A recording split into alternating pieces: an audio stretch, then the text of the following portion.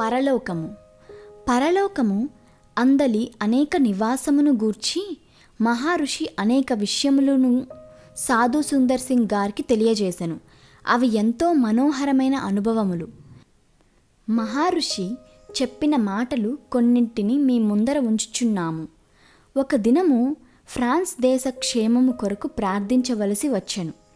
ప్రార్థించుచుండగా దేవదూతలలో కొందరు ప్యారిస్ పట్టణము వైపు పయనించుట చూచాను. మీరు ఎక్కడికి వెళ్ళుచున్నారు అని ప్రశ్నించినప్పుడు ఆ దినము దేహమును విడిచిపెట్టనయ్యున్న ఒక ఆత్మను పరలోకమునకు తోడుకొని వచ్చుటకు వెళ్ళుచున్నామని చెప్పిరి. ఆ మాటలను వినిన వెంటనే పరలోకమునకు మరణించు వారి ఆత్మలు ఏలాగూ చేర్చబడుచున్నవని చూచు నిమిత్తము వారిని వెంబడించి వెళ్ళితిని. ఆ దూతలు ప్యారిస్ పట్టణమును చేరి ఒక పేద స్త్రీ ఇంట్లోనికి ప్రవేశించిరి.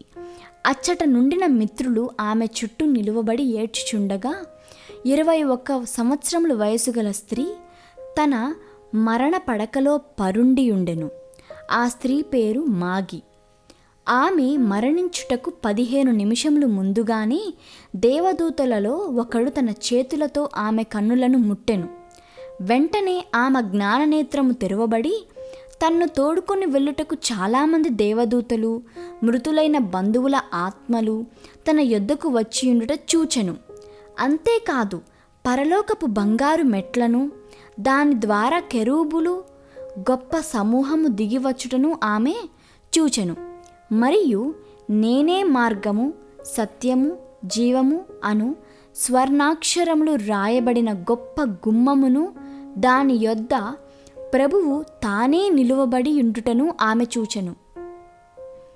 చెప్పనశక్యము కాని సంతోషముతో నింపబడిన మాగి తన చుట్టూ నిలవబడి విలపించుచున్న బంధువులను చూచి, మీరు నా కొరకు విలపించవద్దు, ఎందుకంటే నేను నెమ్మది సంతోషముతో నిండిన స్థలమునకు వెళ్ళుచున్నాను.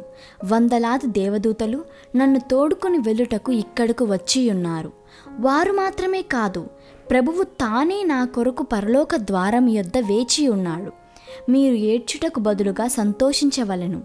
నేను దుఃఖముతో నిండిన ఈ జీవితమును విడిచి విశ్రాంతియు సంతోషం గల స్థలమునకు వెళ్ళుచున్నాను అని వారిని ఓదార్చుటకు ప్రయత్నించెను. అయితే వారు ఆ మాటలను అంగీకరించక ఏడ్చుచుండిరి. ఈమె స్పృహలేనిదై పిచ్చి మాటలు పలుకుచున్నదని అనుకొనిరి. సమయము ఆసన్నమైనప్పుడు మాగి, ప్రభువా, నా ఆత్మను నీ చేతికి అప్పగించుచున్నాను అని చెప్పి తన ప్రాణమును విడిచెను. అప్పుడు ఆమె తల్లి ప్రాణము లేని తన మృతదేహముపై పడి ఎంతో వేదనతో విలపించుటను మ్యాగీ చూచినప్పుడు మరింత దుఃఖపడెను. తరువాత దేవదూతలు ఆమెను పరలోకమునకు తీసుకొని పోయిరి. మార్గమంతటా ఇరువైపులా దేవదూతలు వరుస క్రమంలో నిలువబడి యుండిరి.